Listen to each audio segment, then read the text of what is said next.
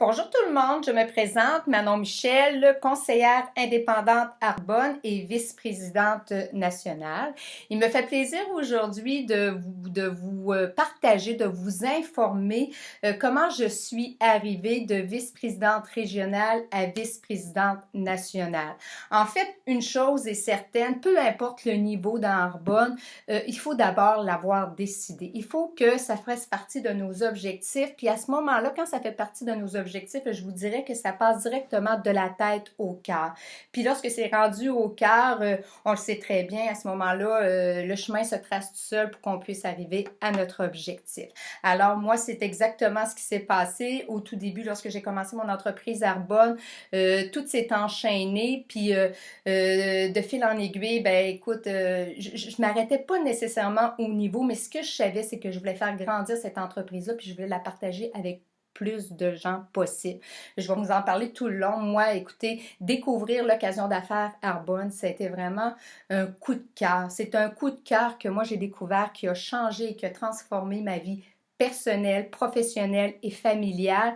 Puis moi, je me dis toujours aujourd'hui, je suis là pour redonner au suivant, pour faire connaître cette merveilleuse occasion d'affaires-là, puis surtout la démystifier. En tout cas, c'est un petit peu mon cheminement, fait que c'est comme ça que j'ai enchaîné, puis c'est comme ça que de fil en aiguille, je suis arrivée à vice-présidente nationale, mais naturellement, tout ça ne se fait pas sans effort. J'ai une équipe avec moi, puis là, ben, je vais vous en parler plus concrètement.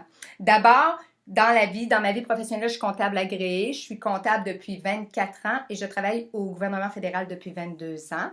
C'est un choix que j'ai fait à ce moment-là de travailler au gouvernement parce que, écoute, j'ai 4 enfants, maintenant âgés entre 10 ans et 19 ans, 3 filles et un garçon. Puis c'est ce que je voulais. Je voulais avoir du temps pour mes enfants. Je voulais des bonnes conditions pour pouvoir profiter au maximum de ma vie familiale et de ma vie avec mon conjoint, Jean, avec lequel je suis depuis 32 ans. Donc, vous voyez, dans ma vie, je suis quand même assez stable. J'ai eu un travail, un conjoint. Je suis pas la personne qui va essayer plein de projets puis recommencer et tout. Arbonne est rentrée dans ma vie, je l'ai décidé. Puis écoute, c'est là pour rester.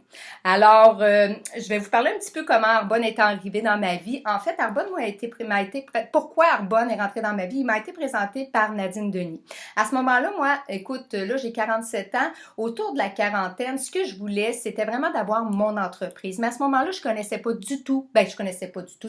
Les réseaux marketing, c'est pas quelque chose qui m'attirait d'emblée. Ce que je connaissais des réseaux marketing, c'était pas on pouvait pas appeler ça une entreprise. C'était vraiment pas ce qui m'attirait quand je pensais à me partir en affaires. Autour de la quarantaine, j'ai regardé beaucoup de projets, mais le système traditionnel m'a quand même toujours paralysée. Ce que je veux dire par là, j'étais pas prête à laisser mon emploi. J'étais pas prête non plus à prendre des risques financiers importants.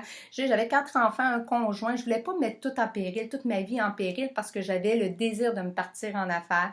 J'avais pas, et quand on part en affaires, les 5-7 premières années de vie d'une entreprise, on a beaucoup de temps à y investir, puis j'avais pas tout ce temps-là non plus. Donc, chaque fois, je restais un petit peu sur le hold. Tu sais, je mettais mon projet d'entreprise sur la glace parce que je n'étais pas prête à prendre tous ces risques-là.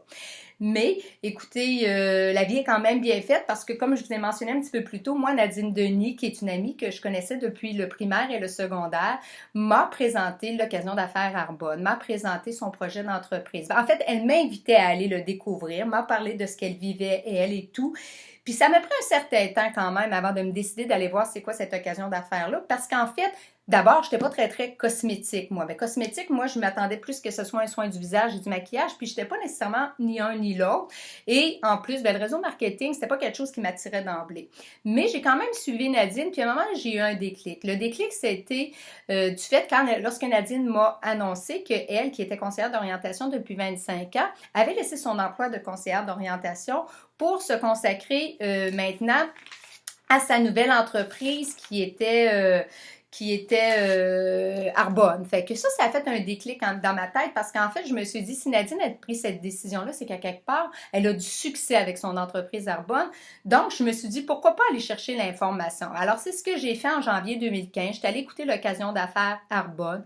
J'ai eu vraiment un coup de foudre. J'ai eu un coup de foudre avec la compagnie Arbonne. J'ai eu une prise de conscience, en fait, de réaliser que, bon, tout d'abord, les produits cosmétiques, ce n'était pas uniquement un soin du visage et utiliser du maquillage. C'était beaucoup plus large que ça. On en utilisait plusieurs par jour, en minimum peut-être 10 à 15 par jour, puis que ça avait des impacts vraiment au niveau de notre santé. Fait que je pensais beaucoup à mes enfants. Fait que ça a été une révélation, mais j'ai également eu un coup de foudre avec la compagnie Arbonne, avec l'occasion d'affaires Arbonne, puisque j'ai décidé de partir mon entreprise le 24 février 2015. Alors, lorsque j'ai parti mon entreprise, moi, écoutez, je suis comme ça, j'ai foncé à fond, c'était comme à 100%, là, je voulais le succès de mon entreprise, alors j'ai parti ça, puis ça a quand même été très bien, là, ma montée au niveau des niveaux hiérarchiques. J'ai parti le 24 février, 10 jours plus tard, en mars, j'étais directrice de district. Ensuite, j'ai été directrice de zone en mai, pour finalement devenir vice-présidente régionale au 31 octobre 2015 et finalement le dernier niveau que j'ai atteint au 31 juillet 2016. Beaucoup me demandent comment j'ai fait, comment ça s'est passé, c'est quoi les trucs, c'est quoi... Puis c'est là aujourd'hui, c'est de cela surtout que je veux vous parler. Comment on fait finalement pour arriver de vice-présidente régionale à vice-présidente nationale? Bien honnêtement, je vous dirais que c'est un peu la même chose. Qu'on passe d'un niveau à l'autre, il faut être en activité. Mais c'est certain, lorsqu'on décide d'atteindre le dernier niveau de l'organisation, ben c'est sûr que c'est la même chose. On est en activité, mais on est en activité avec notre équipe, comme on l'est toujours, mais on a beaucoup d'activités à notre calendrier. Quand on ouvre notre agenda, puis qu'on est en qualification, ou qu'on veut se mettre en qualification vice-présidente nationale, ou qu'on est en qualification, ben l'agenda est plein. Puis je vous dirais, même aujourd'hui, à l'heure où je vous parle, je suis vice-présidente nationale depuis juillet 2016. Vous regarderiez mon calendrier, il est encore plein.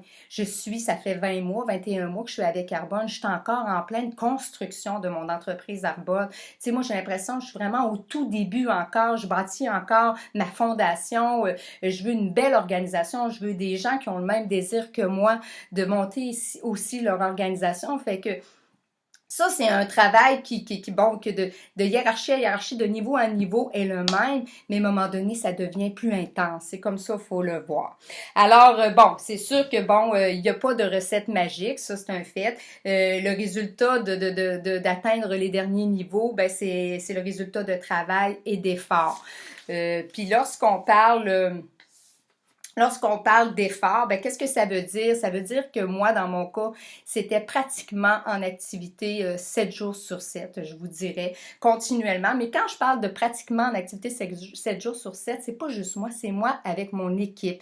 Puis moi, ma formule, depuis le début, comment on a construit ça, cette nation Michel-là, c'est que ma maison est comme devenue un peu le siège social de mon organisation. Moi, c'est un lieu de rencontre. À tous les mois, je fais des soirées chez moi. Quand je dis des soirées, je suis beaucoup axée sur l'occasion d'affaires.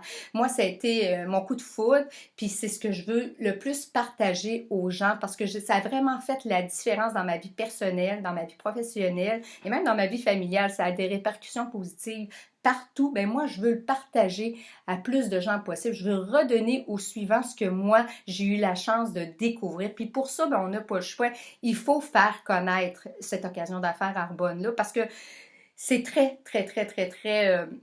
méconnu ou mal connu, les gens ont des idées arrêtées. Fait que moi, ma façon à moi de démystifier tout ça, ben, c'était d'ouvrir ma maison puis de faire des Dream Team avec mon équipe, avec mes invités, leurs invités et de parler de cette occasion d'affaires-là. Fait que ça, c'est depuis le début, c'est comme ça puis ça n'a jamais cessé. Même encore aujourd'hui, une dizaine, douzaine de fois par mois, je fais des Dream Team à ma maison avec mes partenaires qui amènent leurs invités et mes invités. C'est beaucoup plus intime, c'est beaucoup plus friendly. Les gens ont plus de facilité à poser des questions, contrairement à nos découvrir Arbonne qu'on fait en milieu public. Là. Écoute, c'est quand même super intéressant, mais je trouve que l'effet d'intimité est plus là quand on fait ça là, à la maison.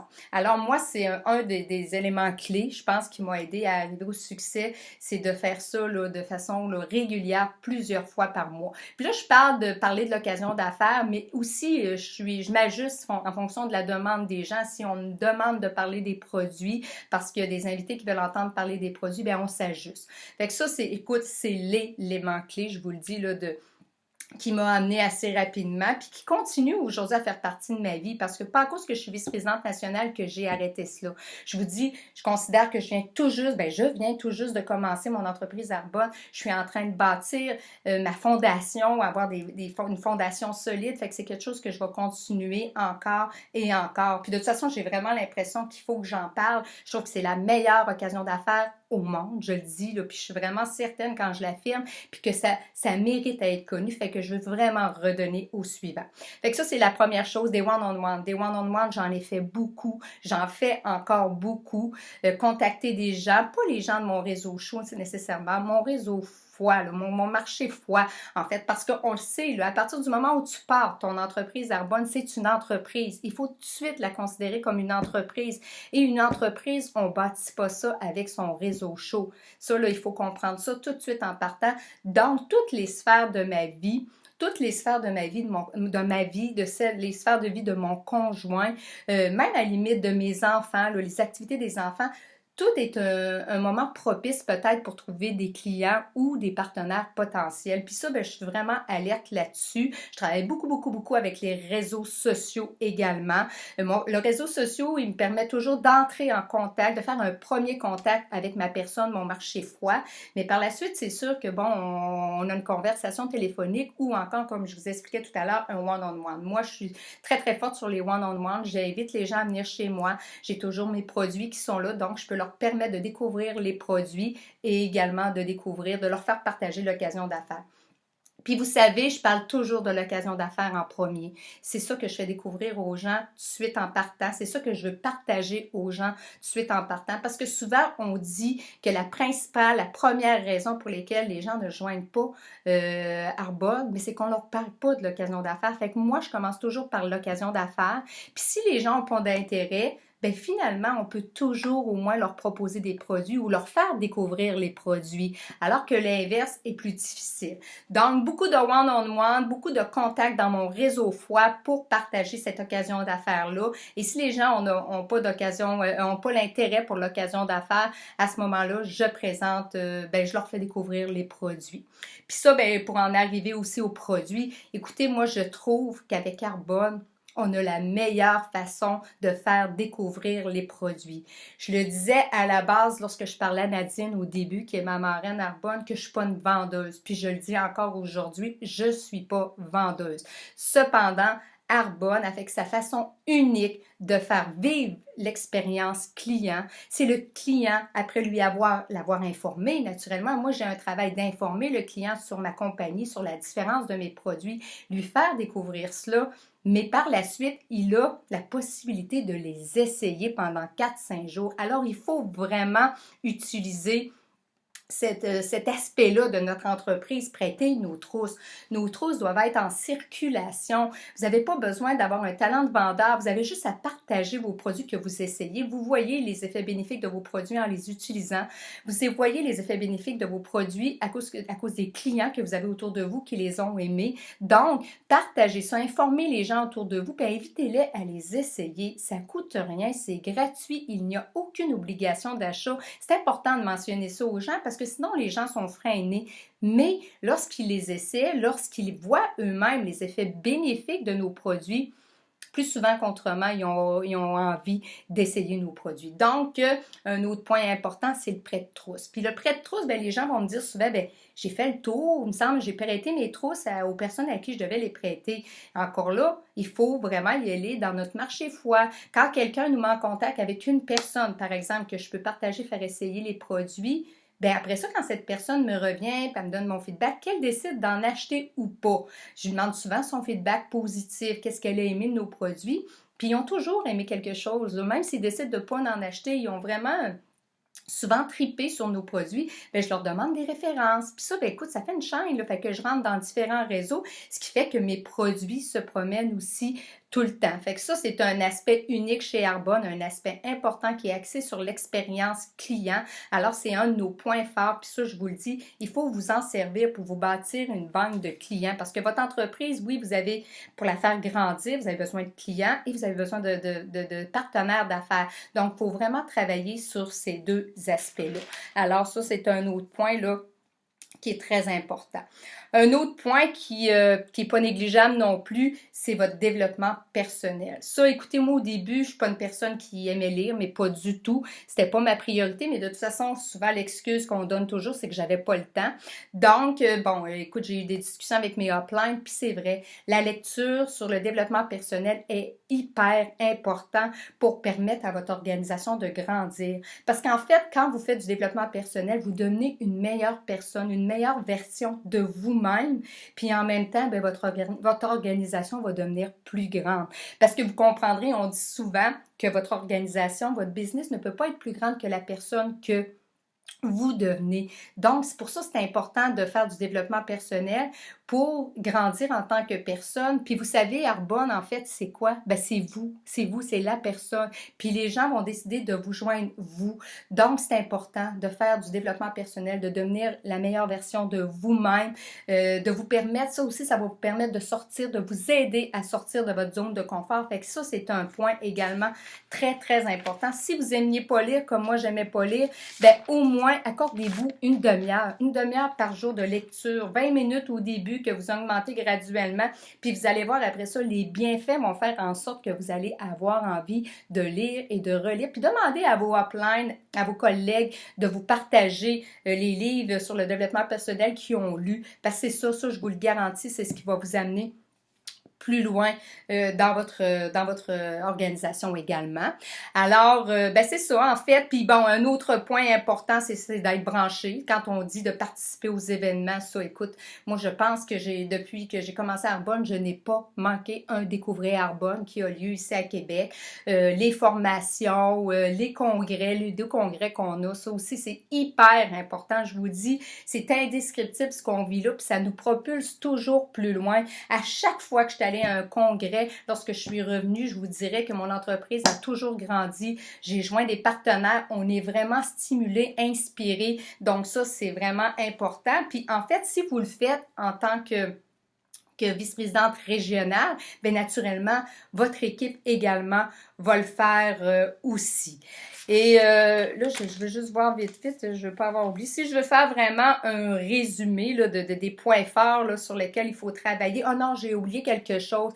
C'est aussi de déléguer à vos leaders. Ça, c'est important. Écoute, arriver au point vice-présidente régionale, vice-présidente nationale, ça se fait pas tout seul. C'est un travail d'équipe. On a des personnes qui sont avec nous, on a nos leaders qui sont avec nous. Donc, c'est important de déléguer des choses à nos leaders aussi pour que eux aussi puissent inspirer puis bon, gérer dans le fond leur équipe, dans le fond, être là, être disponible pour eux. Parce que vous savez, quand on est rendu à un niveau comme vice-présidente nationale, on a quand même une grande organisation. Des fois, il y a beaucoup de personnes.